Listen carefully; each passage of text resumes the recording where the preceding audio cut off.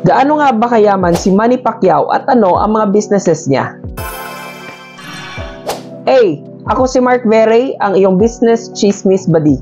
One of the greatest boxers of all time, Manny Pacquiao, silipin natin ang mga negosyo niya. Water Rotor Energy Technology.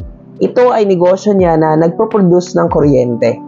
May investment din siya sa One Championship. Ito ay Singapore-based media company. G-Token, ito naman ay Singapore-based gaming company. May investment din siya sa company na yan. May radio business din siya, ang JMP Mass Media Production sa Gensan.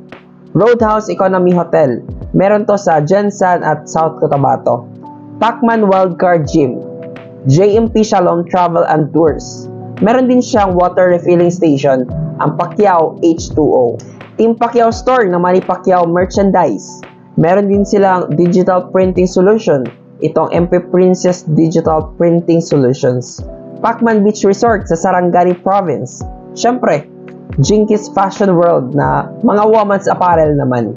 Pacman Sports Bar na located sa General Santos City. Pacman Beach House located sa Sarangani Province.